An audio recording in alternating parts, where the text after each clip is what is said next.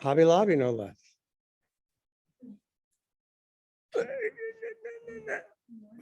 Thank you, sir. Because there was. He was really worried.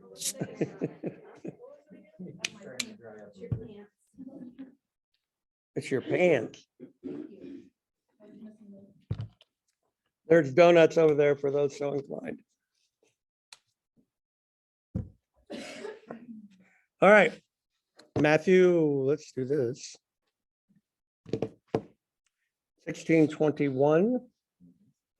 Laura, you're comfy. How about reading for us? Okay, sounds good. You'll have to make it bigger though. Oh, I can do that on my phone, I guess. Does that work? Yep, I just got to move you out of the way. Okay.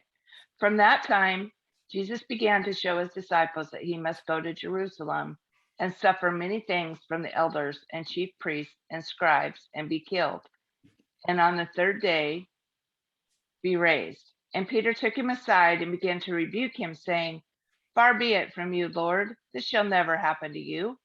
But he turned and said to Peter, "Get behind me, Satan. You are a hindrance to me, for you are not setting your mind on the things of God, but on the things of man." By the way, what did we just finish doing?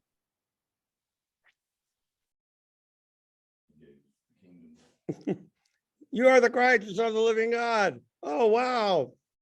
I haven't heard God reveal that to you. Get behind me, Satan. Paragraph later. You go, things that make you go, And you go, well, okay. Tells us, what does that tell us? What do you see in that?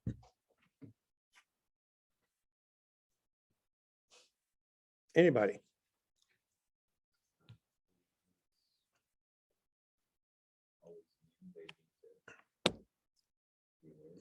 Yeah.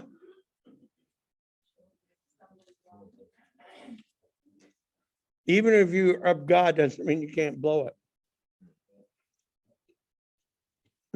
Get behind me, Satan. That's so over the top. Well, one thing that's interesting, Don, look into it just before that, he talked about how he's going to build his church on Peter. And then now he's basically saying, you're Satan. Exactly. And you're a hindrance to me, basically. No, basically, flat out says it. And you're just going, good grief. That was a nasty comma. No. Things that make you go, as I suck the chocolate off my finger. Matthew Buck, would you pick up verse 24, please? Then Jesus told his disciples, "If anyone would come after me, let him deny himself and take up his cross and follow me. For whoever would save his life will lose it, but whoever loses his life for my sake will find it." Oh, wait a minute. Where did this come from?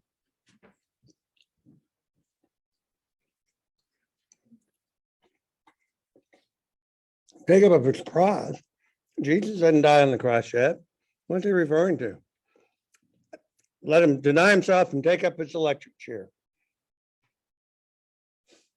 And that's what he's saying, right? The means for public execution. It's just, okay.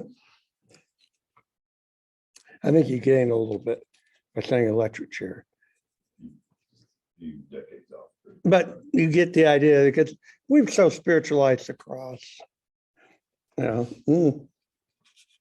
All right. But my point, I mean, what would it meant to them? Take up his cross, but submit to a Roman imperial rule to be executed? It's an odd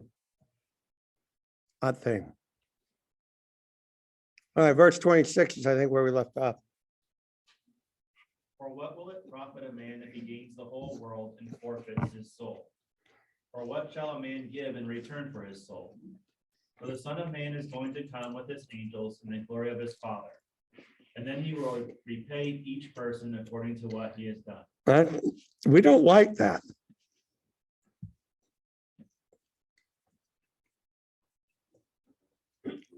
No, I'm saved by faith. Yes, yes, you are. But there's going to be an accounting according to the mouth of Jesus.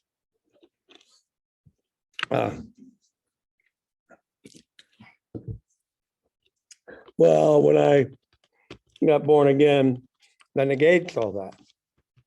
That's my hope. But okay, well, it's there. It's just floating out there.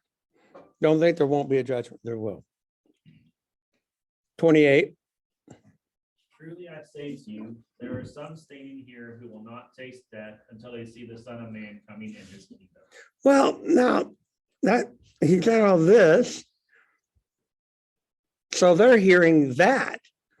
So we're going to see you come with your angels and establish your kingdom. And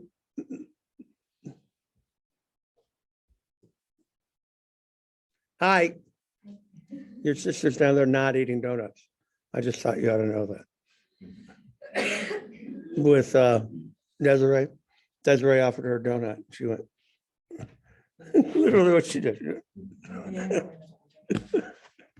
And that's when I knew she was a robot. But that's okay. Yeah, You don't like donuts? no, not especially. Do you ever see us eating them? Like once every like 6 months. or so.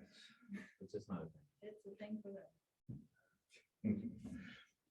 Get me behind and say, Exactly, man. I don't know what to do with that. voted on them. It's just not, it's not, It's not. my worldview doesn't have space for that. So, so what's he referring to?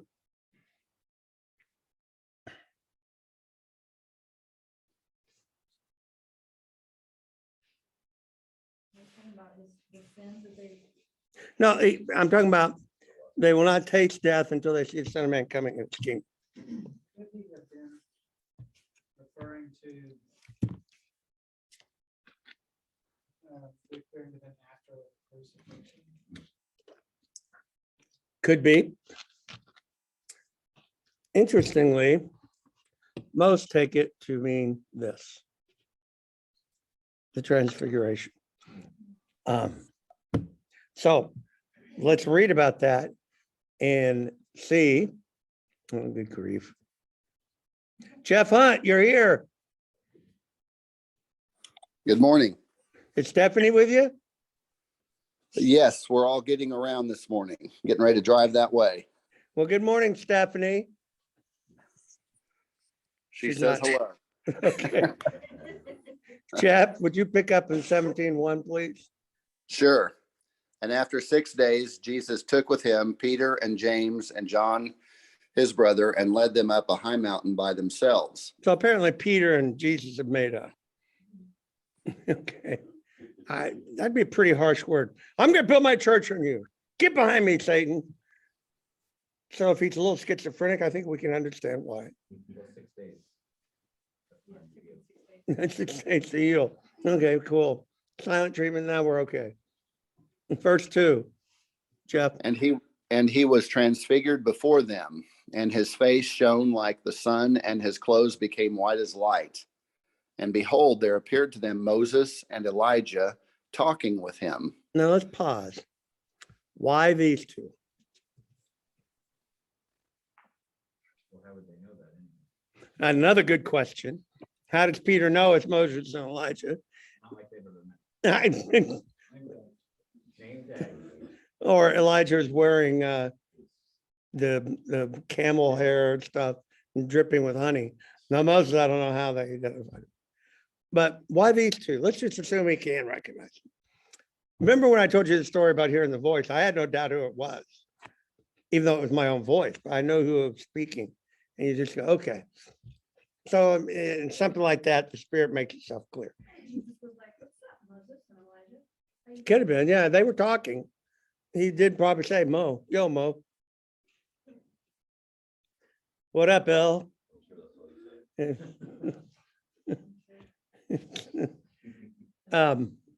So, but why these two? The lawgiver and the prophet. Okay, that worked. lawgiver and the prophets. Elijah is actually declared to come first, right? And I will send Elijah for the great and terrible day of the Lord. Into Malachi 4. And what about Moses? I'll send a prophet to you like Moses, like him. Lawgiver, that's very much true. Theory. You have a theory? Yeah. I'm listening. Well, could be that he was telling them his plans for what would come after. Jesus is telling these two? Maybe because we're discussing it. I mean, it's because they're, getting into other books of the Bible, prophetic scripture later about two witnesses. Mm-hmm. Some interpretation of that is these same two. So, we're just talking about how it's going to go. Maybe they are in the loop with everything also. Okay, anything's possible. I was looking more for biblical hints, but yeah. The Elijah's easy, great, terrible day. Okay. Moses, all right. Jesus is the new Moses, interpreting the law, giving the new law, because that's why we're establishing a new covenant. And then Peter pulls a Don Vance. Read that for me, Jeff. Let's see. And Peter said to Jesus, Lord, it is good that we are here.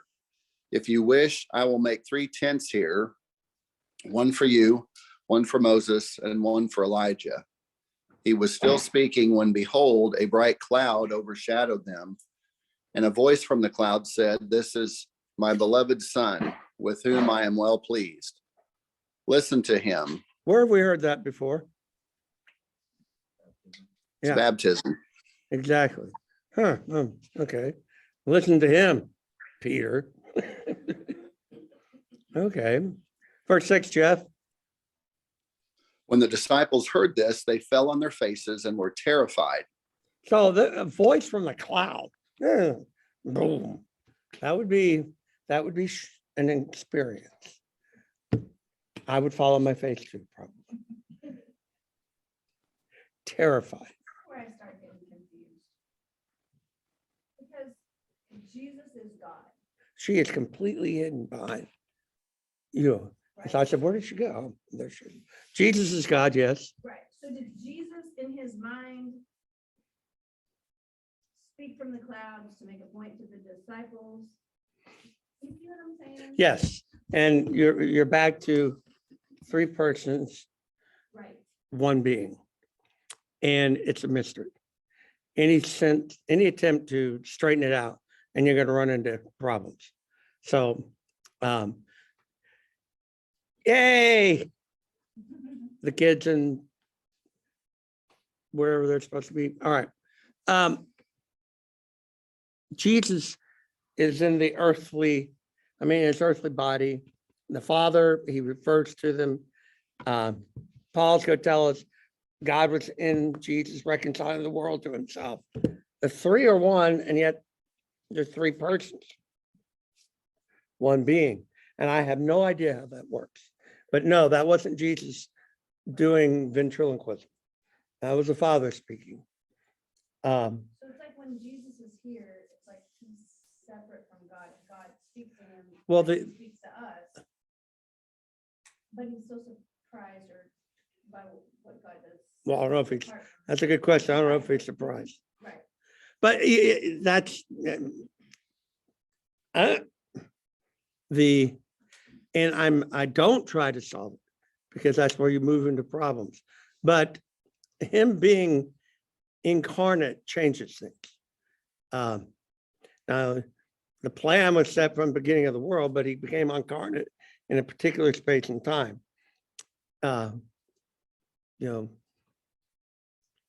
21 years ago or whatever it is, approximately. And he gets ascended into heaven later, right? As the human. So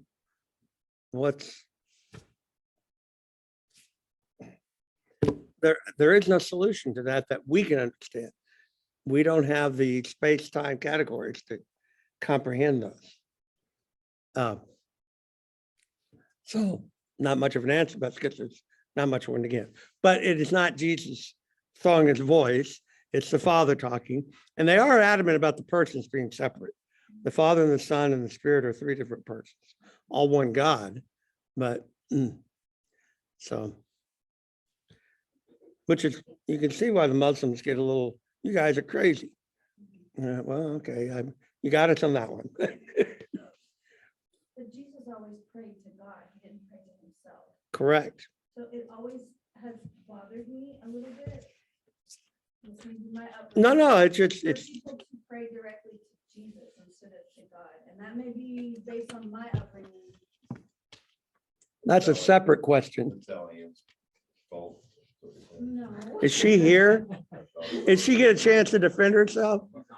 Sally Ann, are you here? Yes, Yes. Do you hear your daughter throwing you under the bus? I sure do. Jeff threw her under the bus. Okay. I'm just saying, it's, I've been in places where people pray directly to Jesus, and it always kind of feels uncomfortable to me because I've always grown up praying to God directly, and I don't know why it's uncomfortable. It just makes me uncomfortable. Of course, the counter would be, but when you pray to Jesus, you are praying to God directly. Exactly, that's why it's so confusing. However, Jesus taught us to pray. What did he open it with? Our Father. So we pray to the Father. Right. All right. Sorry, rabbit trail. Not rapture, it's a legitimate question. Verse 7, Jeff. But Jesus came and touched them, saying, Rise and have no fear. And when they lifted up their eyes, they saw no one but Jesus only. Now that would have been a freaky experience. It would have. So you stand there, okay. First of all, he's a shining thing. Oh, Moses and Elijah, whom I've never met, but I know instantly who they are. I offer to build them tents, but it's just, why include the detail about Peter offering to build them tents?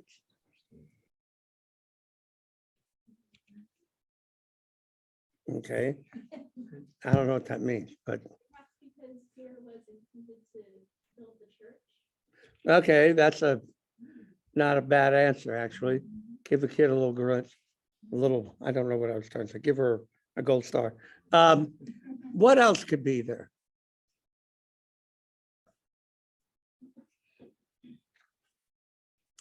I think, throw this out. Matthew, this is not a cosmic Jesus. This is an earthbound Jesus.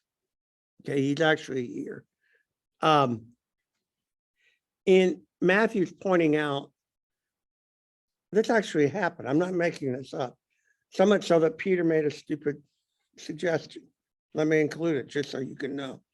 And we can have a little aside chuckle. And of course, it's probably exactly what we would have said. Would you like some coffee and donuts? I don't know. It's grounding it in reality is where I'm driving this. He's transfigured, and that some see this as him coming in his kingdom. He's accompanied by Moses, Elijah. Who knows? Could this maybe be a reflection of whoever told Matthew? Because Matthew wasn't there. No, it was Peter. Though, do you not think that the guys told him as soon as they got back to camp? Oh, really? Peter, James, and John. Yo, tax collector. I can't wait till the chosen does this and see how they handle it. You tax collecting scum. Where were you when we were seeing Jesus turn into a candle? So it's shining. So Moses went up to the mountain and talked with God, and God gave him many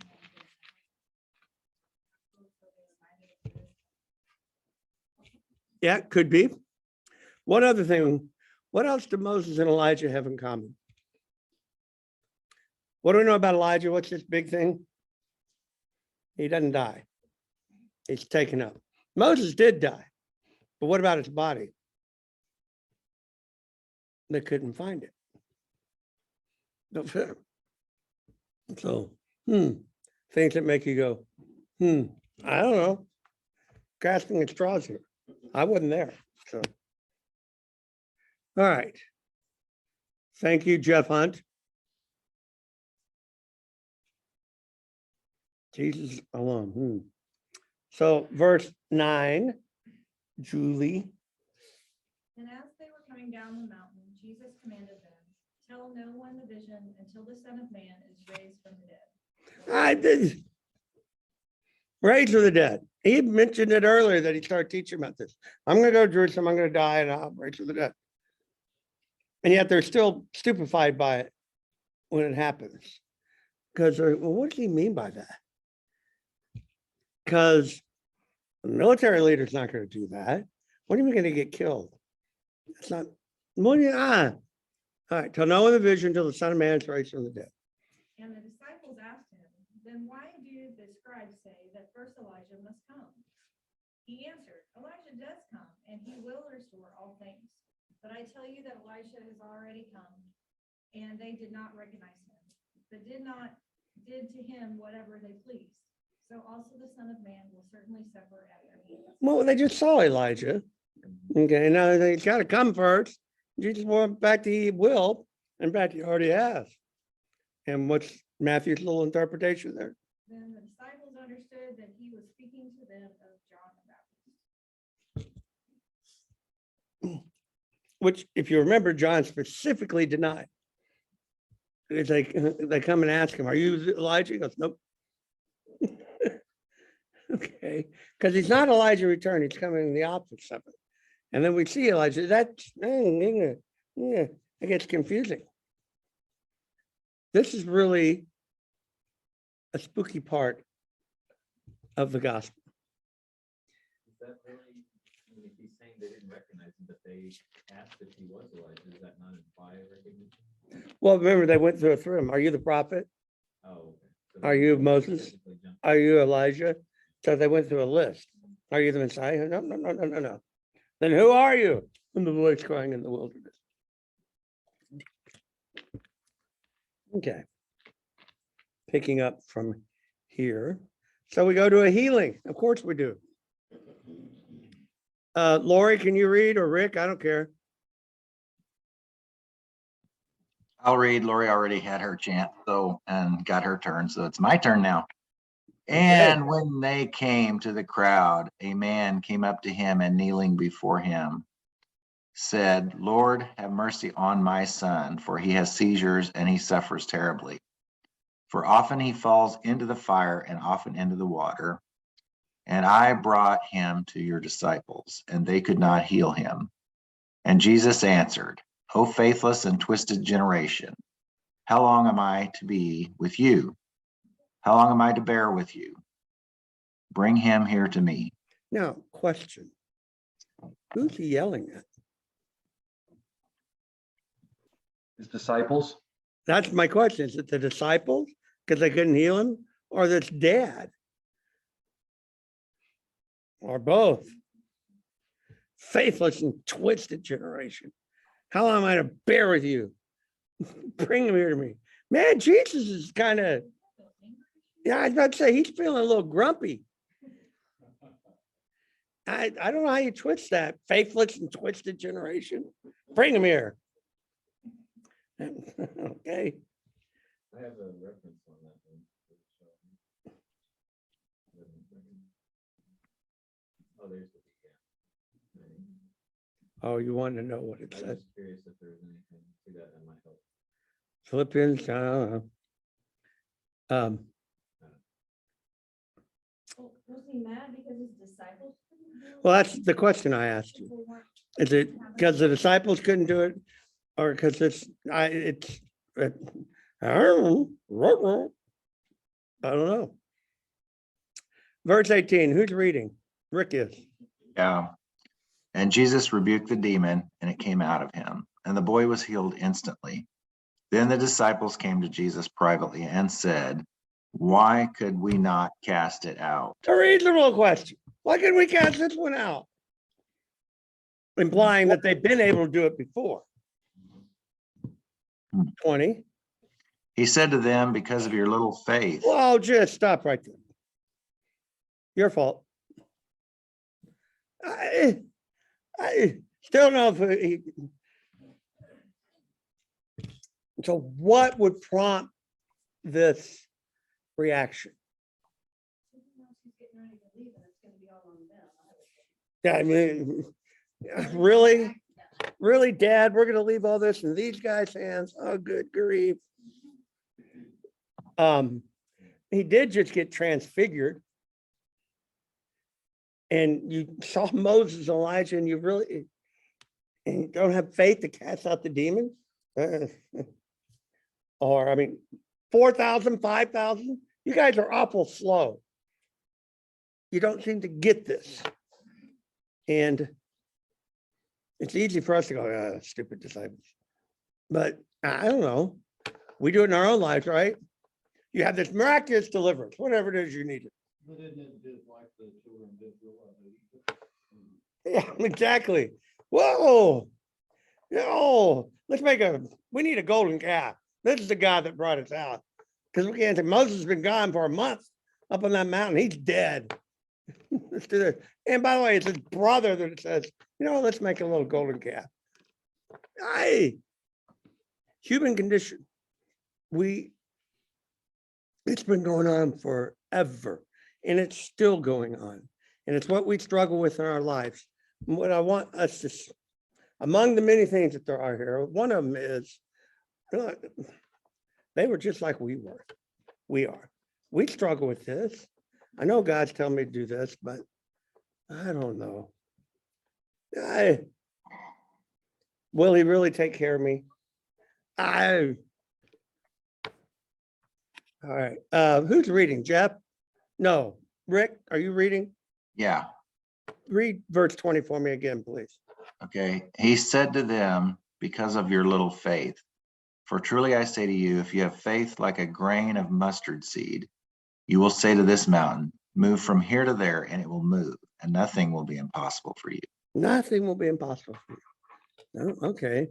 So apparently I hadn't learned that lesson. Yeah. I have never cast a demon out. I've been involved with it, but somebody else was doing the praying. I wasn't. I was just standing there. So I don't know. I pray for people to be healed. There was a while there, if I prayed for you to be healed, you died. Like 3 or 4 people died right in a row. I said, I don't think I'm going to do this anymore. But yeah. Hey, let's have it not done. Come, you guys come and pray, please. All right, verse 22, Renee, please, ma'am. As they were gathering in Galilee, Jesus said to them, the Son of Man is about to be delivered into the hands of men, and they will kill him, and he will be raised on the 3rd day. And they were greatly distressed. You think?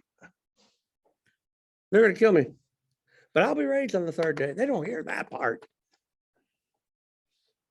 Wow. Wow. Does Jesus provide? Let us see. Let's have Kevin read. When they came to Capernaum, the collectors of the 2 Drachma tax went up to Peter and said, does your teacher not pay the tax? He said, yes. Peter says, yes. And when he came into the house, Jesus spoke to him first, saying, what do you think, Simon? From whom do kings of the earth take toll or tax? From their sons or from their others? And when he said, from others, Jesus said to him, then the sons are free, however, not to give offense to them. Go to the sea and cast a hook and take the first fish that comes up. And when it opens its mouth, you will find a shekel.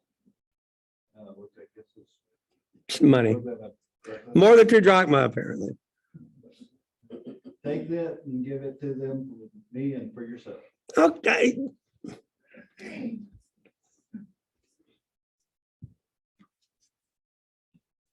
When has that ever been an issue? What is going on? Go pay the tax. This is a temple tax. So it's not to the Romans. So a little more, it's just, okay, let's do that. And this raises, we're gonna get into chapter 18, glory to God, hallelujah. Who has not read online? Oh, sorry. Well, everybody online's read. I can Bye, read. y'all. I can read, Don. Okay, Maury, would you pick up an 18, please? Yeah. At that time, the disciples came to Jesus saying, "Who is the greatest in the kingdom of heaven?" Now, notice what Matthew's doing. I'm going to go die and be raised in 3 days. Who's the greatest in the kingdom? Where's their thoughts? Wow. Not that I would do any better, but still. Verse 2. And calling to him a child, he put him in the midst of them and said, "Truly I say to you, unless you turn and become like children, you will never enter the kingdom of heaven. Whoever humbles himself like this child is the greatest in the kingdom of heaven. Okay, keep going. Whoever receives one such child in my name receives me. But whoever causes one of these little ones who believe in me to sin, it will be better for him to have a great millstone fastened around his neck and to be drowned in the depth of the sea."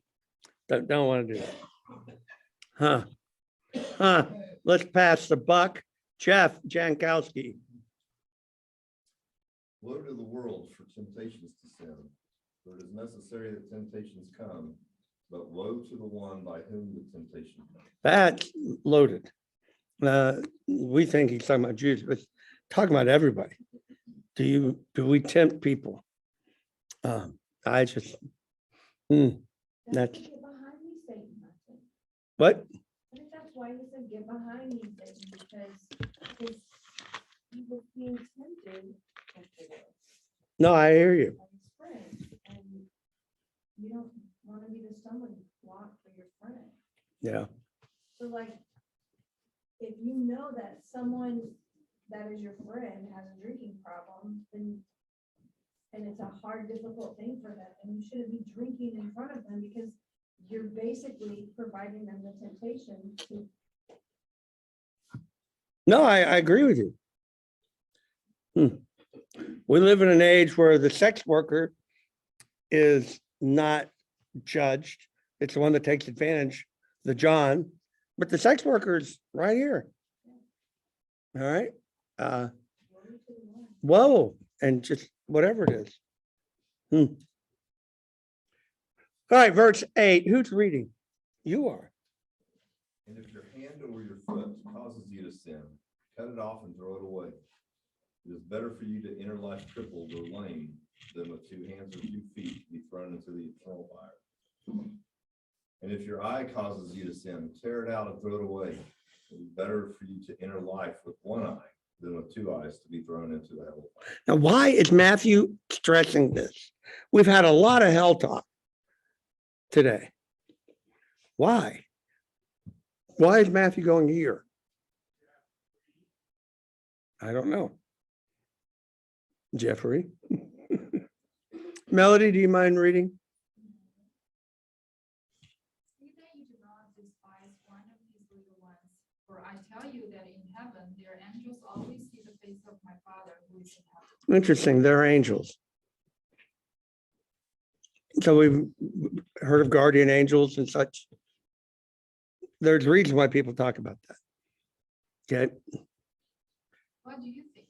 If a man has 100 sheep and one of them has gone astray, does he not leave the 99 on the mountain and go in search of the one that he rejoices over it more than over the 99 that never went astray. So it is not the will of my Father who is in heaven that one of these little ones should perish. So notice how we get the teachings of Jesus in clumps. He does clumps of teachings of Jesus. And we're in the midst of one of those now. And 13, tell you what. Okay, we got to do one more because then we'll be at 21 again. I'll do this one. If your brother sins against you, go and tell him his fault between you and him alone. If he listens to you, you gain your brother. But if he does not listen, take 1 or 2 others along with you, that every charge may be established by the evidence of 2 or 3 witnesses. That's out of the law. If he refuses to listen to them, tell it to the church. Church. Have you talked about the church? Or is this going to be Bob? We're not told everything. John tells us that, right? So apparently he's talked to them about the church.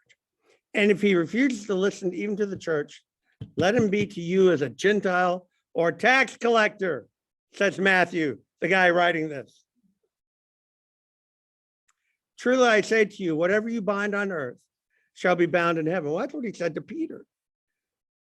And this is plural. That's y'all. Truly I say to y'all, whatever y'all bind on earth shall be bound in heaven. And whatever y'all loose on earth shall be loose in heaven. If you make it obligatory, if you make it not, it'll be that way in heaven. You have authority. Again, I say to y'all, if 2 of you agree on earth about anything you ask, it will be done for them by my Father in heaven. For where 2 or 3 are gathered in my name, there I am among them. And we will stop here because that'll be verse 21, which 18:21, right?